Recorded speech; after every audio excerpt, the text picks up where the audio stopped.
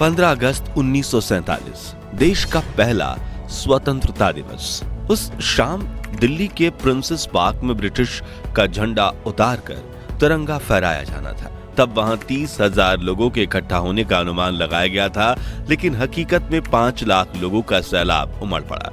खुद जवाहरलाल नेहरू और Lord Mountbatten को समझ नहीं आ रहा था कि मंच तक जाए कैसे। पंडित नेहरू को लोगों के कंधों पर चढ़कर मंच तक पहुंचाने की जद्दोजहद करनी पड़ी और लॉर्ड माउंटबेटन तो अपनी बग्गी के बाहर से ही नहीं निकल पाए। लॉर्ड माउंटबेटन की बेटी पामेला कहती हैं कि जब मैं वहां पहुंची तो पंडित नेहरू ने मुझे चिल्लाते हुए कहा कि तुम लोगों के सिर और कंधों पर पैर रखते हुए मंच पर आ जाओ, वो बिल्कुल बुरा नहीं मानेंगे। तो मैंने कहा, मैंने ऊंची एड़ी वाली सैंडल पहनी है जो लोगों को चुभ सकती है। तब नेहरू फिर बोले, तो सैंडल को हाथ में लो और आगे बढ़ो। ये कहते हुए नेहरू भी लोगों के ऊपर से होते हुए मंच पर पहुंचे और फिर उन्हें देखते हुए मैंने भी अपनी सैंडल उतारकर हाथों में लिया और इंसानों के सरों पर कालीन की तरह पैर रखते हुए पहुंची, जहां मैं सरदार पटेल की बेटी मणिबेन पटेल के साथ जाकर खड़ी हो गई।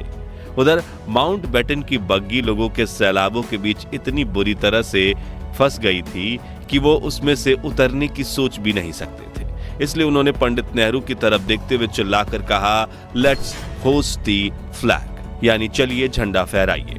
जिसके बाद प्रिंसेस पार्क में भारत का महान तिरंगा फहरा गया और माउंटबेटन ने अपनी बग्गी पर खड़े होकर ही तिरंगे को सलामी दी। जिसके बाद कुछ ऐसा हुआ जो अंग्रेजों के 200 सालों के शासन में कभी नहीं हुआ। जी हाँ, भारत की जनता ने पहली बार दिल से किसी अंग्रेज के नाम का जयकारा किया, वो थे लॉर्ड माउंटबेटन। हर तरफ एक ही नारा गूंज रहा था, माउंटबेटन की जय, पंडित माउंटबेटन की जय। उस दिन माउंटबेटन को वो सौभाग्य प्राप्त हुआ जो किसी अंग्रेज को नहीं हुआ था और उनकी आंखें खुशी से भर आईं। उस समय देश के करोड़ों देशवासियों ने आजादी का जश्न इतने बड़े स्तर पर मनाया कि जय हिंद, जय भारत और भारत माता की जय के नारों की गूंज पूरी दुनिया के कोने कोने तक पहुंच गई। और आज की इस खास वीडियो में आपको देश के पहले स्वतंत्र दिवस की सैर पर ले जाने वाले हैं, जिसमें हम कुछ दिलचस्प किस्सों के साथ दुर्लभ वीडियोस भी देखेंगे।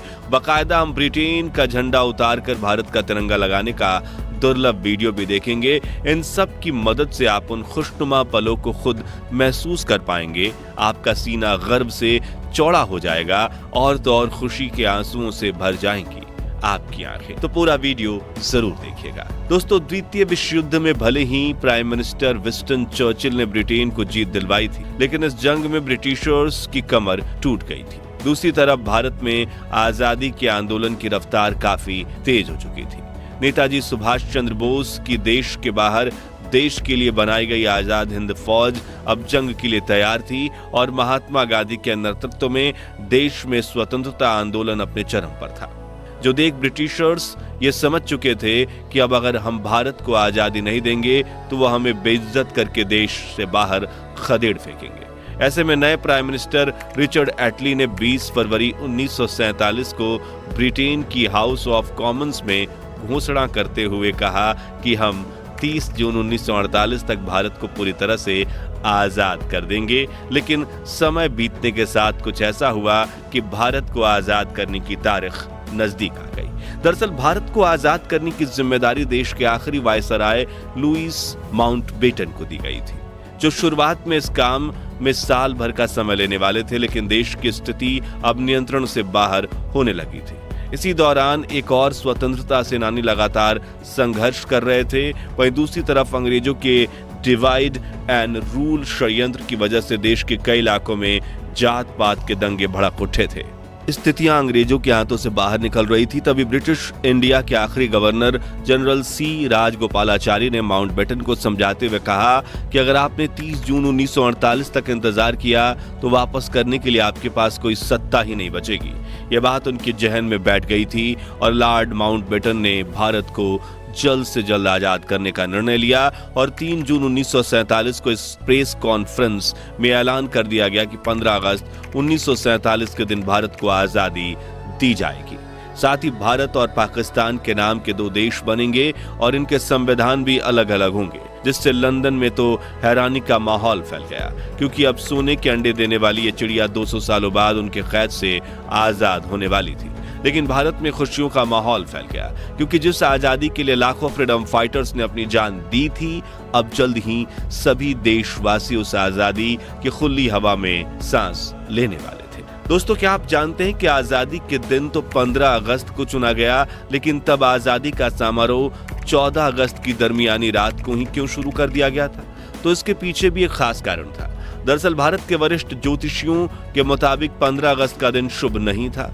उन्होंने कहा कि ग्रह नक्षत्र की स्थितियों के लिहाज से 15 अगस्त को इतना महत्वपूर्ण काम नहीं किया जा सकता, और सौभाग्य से 14 अगस्त के दिन सितारों की स्थिति 15 अगस्त की तुलना में ज्यादा बेहतर थी। लिहाजा फैसला लिया गया कि 14 अगस्त 1947 की ठीक आधी रात को यदि भारत को आजाद कर दिया जाए तो यह हर तरह से बेहतर साबित होगा। वायसराय लॉर्ड माउंटबेटन ने यह प्रस्ताव स्वीकार किया और 14 अगस्त की रात 11 बजे संसद भवन के सेंट्रल हॉल में स्वतंत्रता दिवस समारोह आयोजित किया गया, जिसकी शुरुआत सुचेता कृपलानी ने की, जो 60 के दशक में उत्तर प्रदेश की पहली महिला मुख्यमंत्री बनी। पहले अल्लामा इकबाल का गीत सारे जहां से अच्छा और फिर बंकिम चटर्जी का वंदे मातरम गाया, जो बाद में भारत का राष्ट्रगीत बना।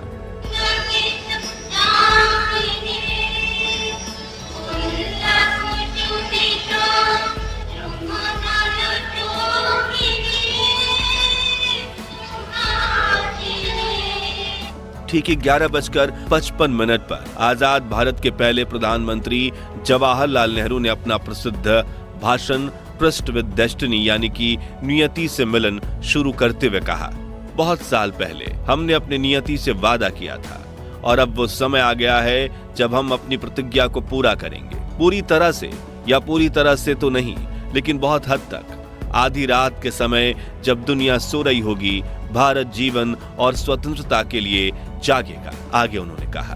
अच्छा है कि इस वक्त खास तौर से इस बात को याद रखें, इस आजादी के दरवाजे पर जब हम खड़े हैं, कि हिंदुस्तान किसी एक फिरके का मुल्क नहीं है, एक मजहब वालों का नहीं है, बल्कि बहुत सारे बहुत किस्म के बहुत धर्म और मजहबों का है। फिर घड़ी में जैसे ही रात के 12 बजे तो एक साथ कई शंख बजने लगे। वहां मौजूद लोगों की आंखों से आंसू बह निकले। महात्मा गांधी और सुभाष चंद्र बोस की जय के नारे से सेंट्रल हॉल गूंज गया। राष्ट्रपति सुभाष चंद्र बोस का 51 बैलों का रथ चंद्रबाबू की पापा देखिए, राष्ट्रपति सुभाष चंद्र बोस का 51 बैलों के रथ का तवारीखी जुलूस इतिहासगत। महात्मा गांधी की जय, महात्मा गांधी की जय, पंडित जवाहरलाल नेहरू की जय, पंडित जवाहरलाल नेहरू की जय। जिसके बाद आजादी के लिए शहीद हुए स्वातंत्र्य के सेनानियों की याद में 2 मिनट का मौन भी रखा गया। आजादी के शहीदों यानी आजादी की जंग में जान कुर्बान करने वाले बहादुरों की याद में 2 मिनट की खामोशी। वहीं बाहर तेज हवा के साथ बारिश में भी हजारों भारतीय इस क्षण का इंतजार कर रहे थे। जैसे ही नेहरू संसद भवन से बाहर निकले, मानो हर कोई उन्हें घेर लेना चाहता था। वरिष्ठ पत्रकार खुशवंत सिंह बताते हैं, हम सब रो रहे थे, एक दूसरे की भावनाओं में बह गए थे और आसपास में अनजान लोग भी खुशी से एक दूसरे को गले लगा रहे थे।